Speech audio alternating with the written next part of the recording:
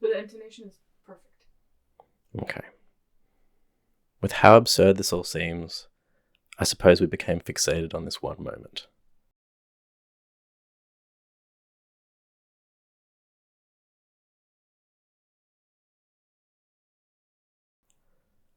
And through these conversations, and looking forward in the footage, this ultimately became an exercise in looking back. I guess these moments just seem to make sense.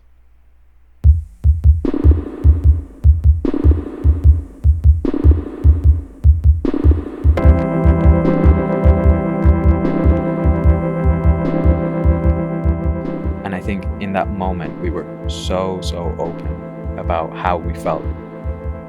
And I think that openness made me feel really, really light, and like I could just like let down the guard of adultship and just be my child self. Like I could get that out of me. And I felt like Sybil could do that too. And now I miss her.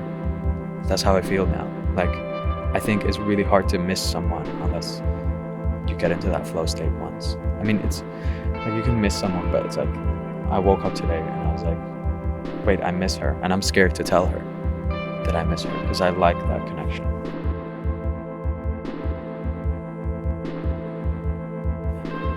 I don't know when it was specifically, but I think it's an amalgamation of time, quality time spent together.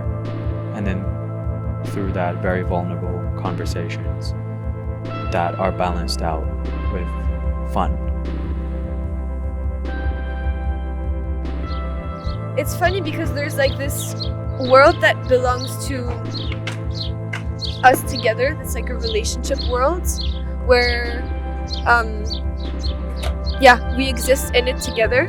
But I also feel like if I look back on myself and who I was at different moments of my life, the ways that I've shifted and the ways that I've become who I am today, there's parts of me that are like small bits and pieces of other people. And I'm sure that it's the same for them as well, you know, there's like this patchwork of like little pieces of me and little pieces of others that they create together. And I feel like, yeah, it's funny, there's like a part that you share and there's a part that belongs just to you and to the other one, but the organization of it is fully your own.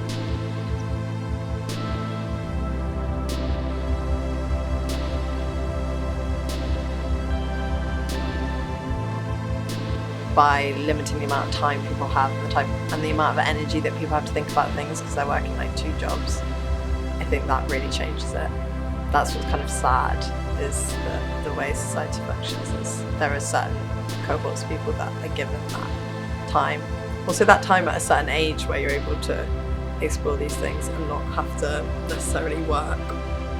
People who have more money have more time. There's a bit of relatability that is necessary for that thing. Like if you want to reach that thing, then you need to be able to relate to that person. And that circles back to class and culture. Because how can you relate to someone if you're from a completely different life than they are?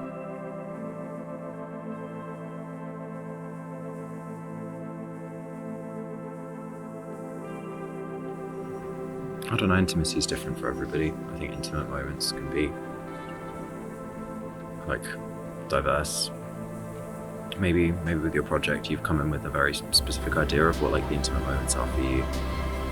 I don't know, I think intimacy is different for everybody, and those shared moments with friends happen differently or not with friends. I don't know, I think everything's like the late night conversation, the afters, but sometimes it's in the morning. Sometimes like the intimate moment is like if you're, I don't know, waking up, so you've had a sleepover with a friend, and waking up in the same room with them for the first time and you both see each other's like morning face and both like, I've never seen you before, a cup of coffee before. That's a very intimate moment. Mm-hmm. Things like that, like I think it's very like diverse. It's not always, I don't know. Yeah, I think it's just, intimacy is such like a personal experience for everybody, and there's so many different like flavors and categories of it. I think you identified like really important one for yourselves, but I think maybe it's interview some more people, see what we find.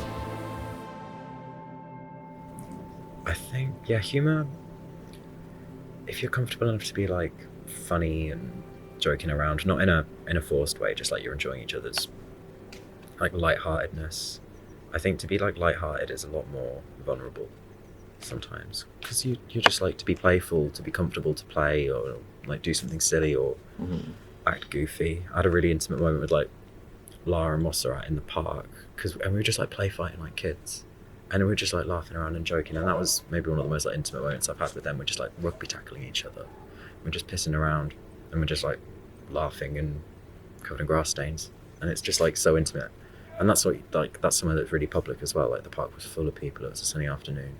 Everywhere is just full of people, and we're just like acting like children.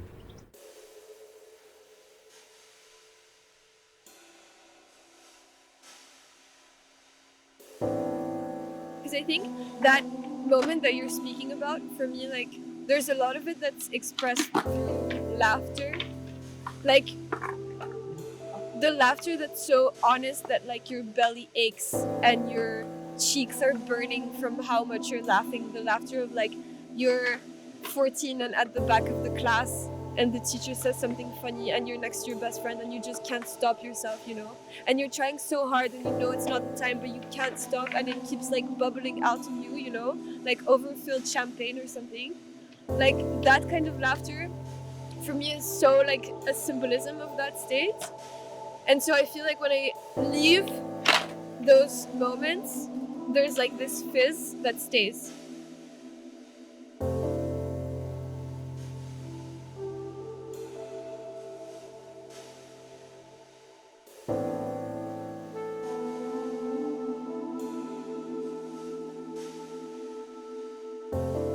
You know when you're leaving a shop and someone is coming in, they hold the door for you, and you kind of make a little like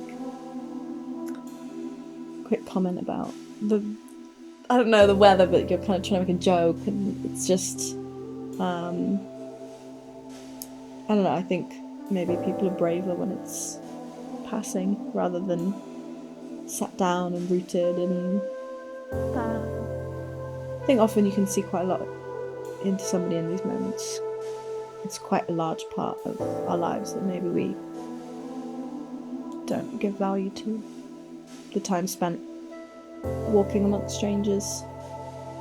With strangers, you can just blurt out a random question and see where it goes. The conversation has no kind of structure to it because there's no relationship there. You're not settled into a routine of talking about a certain thing, catching up, or addressing old kind of talking points. It's one of my favourite things, I think.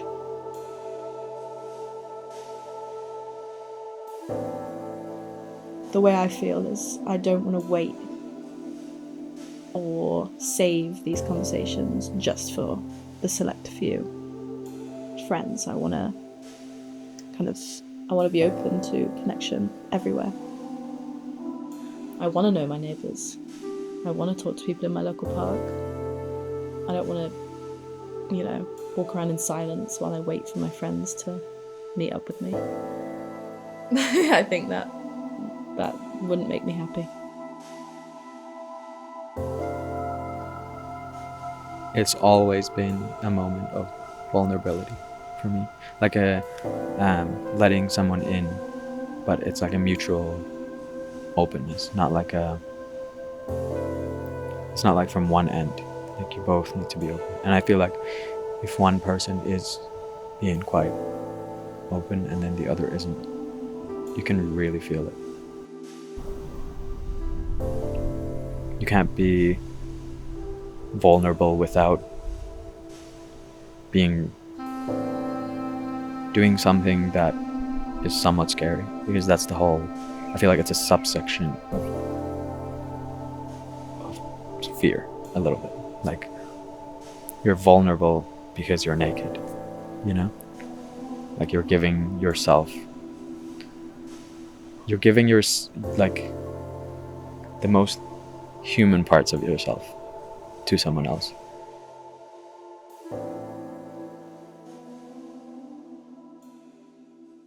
Desire, yes.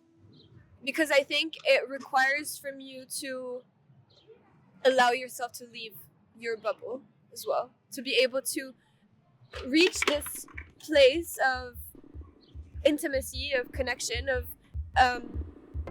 allowing yourself to be impacted by someone else, by creating that relationship and by opening this like portal between both of you. You're allowing for a part of your insides to be shown, a shift within yourself, because you're choosing to open a window into someone else's world. And so I think for that you need to have some openness and a desire to explore and to discover a world that isn't inside of yourself. And I think that I'm learning a lot about how much intimacy is a choice, in the sense that I feel like sometimes it's really effortful to choose to open yourself up. And I think that like it's really it's really like a step that I need to take again and again to choose to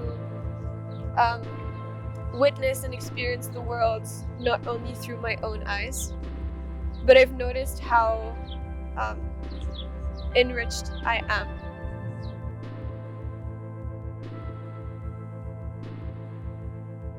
I think it's also those people that you can like tell all the bad thoughts to, like everything, like there's no sense of judgment, and I just think that's so important for people to find, because it's kind of scary how many people go through life with like all of these things that they think are so awful or whatever, and then if you have those people to express it to, it just becomes so much lighter.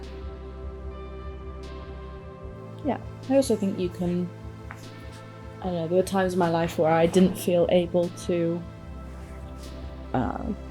be vulnerable with people. I made an active decision of what I would offer up of myself. I think I probably wrote it down. But I would choose, that day on the bus, what I would offer up to my teachers, what I would offer up to, the people I stood next to in the queue for something. We all have the capacity to be hurt and to hurt. We can't control everything. But I'm still excited to connect with people with that risk. I'm resilient, and it hasn't deterred me from seeking these connections.